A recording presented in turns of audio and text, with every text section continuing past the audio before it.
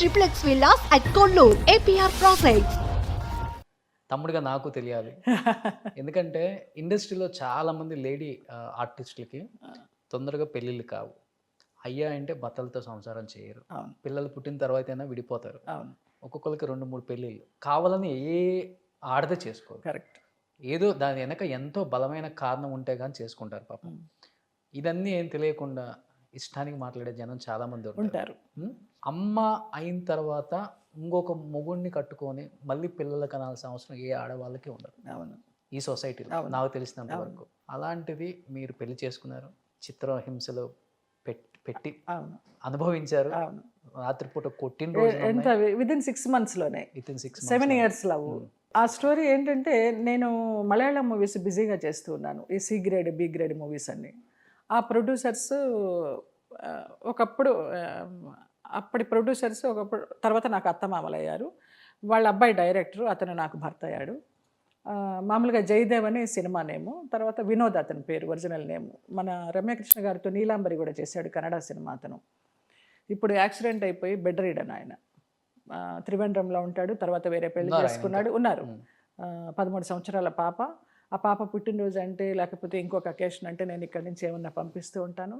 అతనికి ఇక్కడి నుంచి ప్యారలైజ్డ్ అయిపోయి యాక్సిడెంట్ అయ్యి షూటింగ్ టైంలో ఇంకా బెడ్ నుంచి లేవలేని పరిస్థితుల్లో ఆ భార్య కూడా సరిగా చూసుకోబోతుంటే నెలకు 5,000 పంపించా మెడిసిన్స్కి.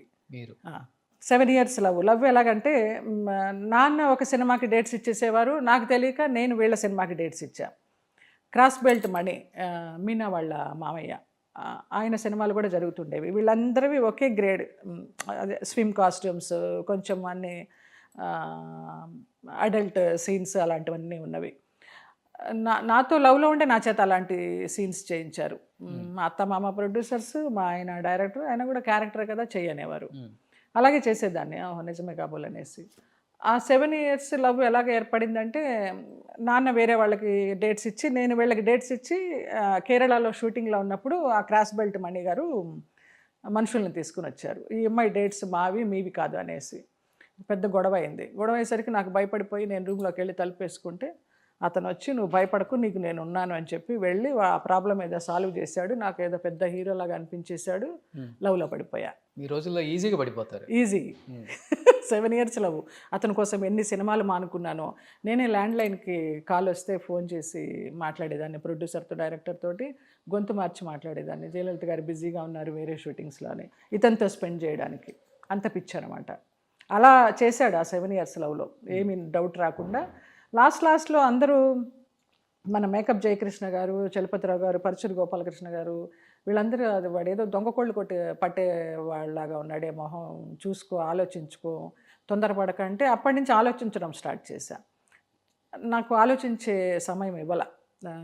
పాయిజన్ తాగేస్తానని బ్లడ్తో లెటర్స్ రాసేసి నువ్వు చేసుకుంటావా సస్తావని ఇంటి ముందర నుంచుని అలాగే చేసేసరికి ఓహో నిజమే కాబోలనుకుని భయపడి చేసేసుకున్నా.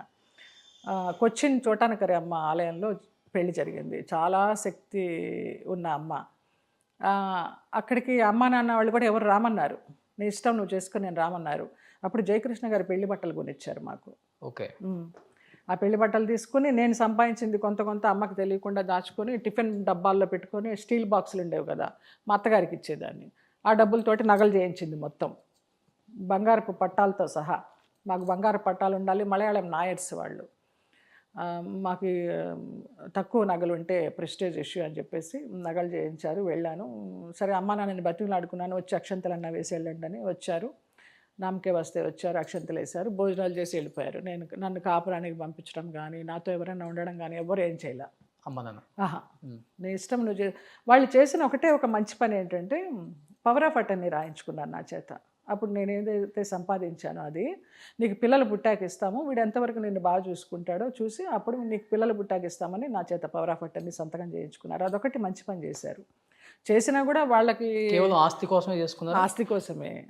పెళ్ళైన నెక్స్ట్ డే నుంచే తెలిసింది. నెక్స్ట్ డే నుంచి ఆ పవర్ ఆఫ్ అటర్నీ ఎక్కడ ఏ ఆఫీస్కి వెళ్ళి చేసావు క్యాన్సిల్ చేయది, ఆస్తి మనకి రావాలి, లేకపోతే బిడ్డని కను అని కూర్చుంటే వాళ్ళకి తెలియకుండా నేను ఆ కాపురం చేసిన 3 నెలలు ఒక లేడీ డాక్టర్ దగ్గరికి వెళ్ళి నాకు బిడ్డలు పుట్టకుండా ఏమైనా ట్యాబ్లెట్స్ ఇవ్వండి అని ట్యాబ్లెట్స్ వేసుకున్నా. ఓకే. చూద్దామనేసి. 3rd month నుంచి ఇక నువ్వు అన్నట్టు చిత్రహింసలు, మొహాన యాసిడ్ పోస్తాను, డబ్బు తీసుకురా, అది తీసుకురా. మళ్ళీ క్యారెక్టర్లు ఏమైనా చేసి డబ్బు తీసుకొస్తానంటే అలాంటి క్యారెక్టర్లు చేయకూడదు, ఇలాంటి కాస్ట్యూమ్ వేయకూడదు. వాళ్ళ దానిలో మొత్తానికి కాస్ట్యూమ్ లేకుండా చిన్న చిన్న కాస్ట్యూమ్స్తో చేసిన సందర్భాలు ఉన్నాయి. అవి బయట నేను ఎక్కడ చేయకూడదంట, వాళ్ళ దగ్గరే చేయాలట. అలాగా ఒక 50 లక్షలు వాళ్ళు నేను చేయించుకున్న నగలు అన్నీ పోయిన తర్వాత అప్పుల వాళ్ళు వచ్చేవారు ఇంటికి. అప్పుల వాళ్ళు వస్తే ఈయన వెళ్ళిపోయి నేను చచ్చిపోతాను, ఊరేసుకుంటానని ఒక సెటప్ రెడీ చేసేసుకునేవాడు. అయ్యో భర్తనే అనేసి అప్పులన్నీ తీర్చేదాన్ని. అలా నగలు 50 లక్షలు పోయిన తర్వాత ఇంకా గదిలో పెట్టి యాసిడ్ పోస్తాను, నువ్వు ఎలాగ బయటికి వెళ్తావో చూస్తావని నా లగేజ్ని నన్ను పెట్టి గదిలో పెట్టినప్పుడు ఏడుస్తూ పడుకుని ఉంటే కళ, ఒక అంబాసిడర్ కార్లో నన్ను చంపడానికి తీసుకెళ్ళిపోతున్నాడు అట. ఆయన పోతుంటే నిలువెత్తు బాబా, అప్పుడు బాబా ఎవరో తెలియదు నాకు అసలు, ఇలా అంబాసిడర్ కార్ని చేత్తో ఆపి ఆ డోర్ తీసి నన్ను బయటికి తీసుకెళ్ళిపోయారు లాక్కొని. ఆ మన్నాడే చలపతిరావు గారు, పరుచూరి గోపాలకృష్ణ గారు విరుగంబాకం పోలీస్ స్టేషన్లో కంప్లైంట్ ఇచ్చి ఇలాగ మా అమ్మాయిని అక్కడ హింస పెడుతున్నాడు, మీరు బయటకు తీసుకురావాలనేసి. నేను విరుగంబాకంలోనే ఉండేదాన్ని. ఆ పోలీసులు వచ్చి నన్ను విడిపించి ఇంటికి తీసుకెళ్లారు. ఓకే, అది చంపేసేవాళ్ళు. అక్కడ ఆ ఇల్లు అలా ఉండేది, చంపేసి ఎక్కడ ఏ మూల పాతి పెట్టినా ఏమీ తెలియదు. అలాగా ఆ పెళ్లితోటి విరక్తి వచ్చింది. అక్కడి నుంచి వచ్చేసి పెద్ద పెద్ద స్టేట్మెంట్లు ఇచ్చాను, కళ్యాణం వచ్చిన కక్కు వచ్చిన ఆగదనేసి మా ఆయనతోటి ఫోటోలు అన్నీ పెట్టి. అది 3 నెలల్లోనే 3 నెలల ముచ్చటైపోయింది. మళ్ళీ సంవత్సరం పెళ్లి రోజు రాకుండానే విడిపోయాం. 7 సంవత్సరాల 7 సంవత్సరాల నెలల్లో పెటాకులు అయిపోయింది. 3 నెలల్లోనే ఏం తెలియదు, పెద్ద సీరియస్గా తీసుకొని తమ్ముడు. అది ఏమో నాకు భగవంతుడు ఇచ్చిన వరమా ఏంటో తెలియదు. అది ఇలాగ అయిపోయినానే అని కుంగిపోయిన సందర్భం కానీ, ఏ రకంగా నష్టపోయినా చచ్చిపోవాలి అనే ఆలోచన కానీ ఇన్ని సంవత్సరాలు నాకు రాలేదు. By god's grace. నిలబెట్టాలి, ఎందుకు చచ్చిపోవాలి, ప్రూవ్ చేద్దాం, మనం ఏంటని ప్రూవ్ చేద్దాం. అంత కూడా నాకు అవగాహన లేదు అసలు, నాలెడ్జ్ కూడా చాలా జీరో.